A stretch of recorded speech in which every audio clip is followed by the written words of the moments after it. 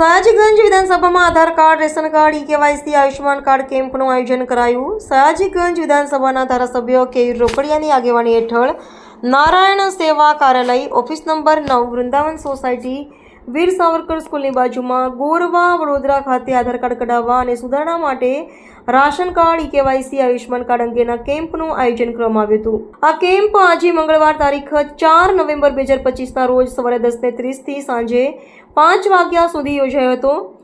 નાગરિકોને સગવડતાપૂર્વક આધાર કાર્ડની નવી નોંધણી કરાવવાની તેમજ તેમાં જરૂરી સુધારા કરવા અંગે તેમજ ration card, e KYC, Ayushman card અંગે આયોજિત કરાયેલ કેમ્પનો મોટી સંખ્યામાં લોકોએ લાભ લીધો હતો. હાલ અલ્ટરનેટ મંગળવારે એટલે કે 15 દિવસે Aadhaar card, Ayushman card, ration card, e KYC અંગેનો કેમ્પ યોજાતો રહેતા આવેલા અરજદાર માટે પૂરતી સુવિધાનું પણ ખાસ ધ્યાન રાખવામાં આવ્યું છે, જેને લઈને અરજદારો પણ સંતુષ્ટ છે.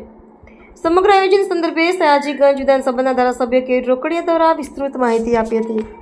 માન્ય વડાપ્રધાન નરેન્દ્રભાઈ મોદી, માન્ય મુખ્યમંત્રી ભૂપેન્દ્રભાઈ પટેલ, નાયબ મુખ્યમંત્રી હર્ષભાઈ સંઘવી હર હંમેશ એવા પ્રયત્નમાં હોય છે કે સરકારી યોજનાઓનો લાભ છેવાડાના માનવી સુધી કેવી રીતે પહોંચે.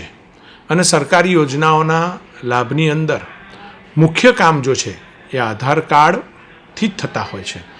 આધાર કાર્ડનું એટેચમેન્ટ દરેક જગ્યા પર હોય છે, તો એમાં સુધારા વધારા, આધાર કાર્ડ નવા કાઢવા, આના માટે સમાજમાં જાગૃતિની પણ જરૂર છે અને વ્યવસ્થાઓની પણ જરૂર છે.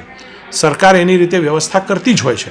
આમ છતાં એક્સ્ટ્રા વ્યવસ્થાના ભાગરૂપ નારાયણ સેવા કાર્યાલયથી આધાર કાર્ડ કેમ્પ, રાશન કાર્ડ, ઈ-કેવાયસી અને આયુષ્માન કાર્ડ કેમ્પ, આવી 3-4 જરૂરિયાતો લોકોને પહોંચે નવા કાઢવા માટે, અપડેશન માટે, એના માટે દર ઓલ્ટરનેટ મંગળવાર એટલે 15 દિવસે અહીંયા નારાયણ સેવા કાર્યાલય પર અમે આ કેમ્પનું આયોજન કરતા હોય છે. તમે જોઈ શકો છો મોટી સંખ્યાની અંદર લોકો એનો લાભ લઈ રહ્યા છે.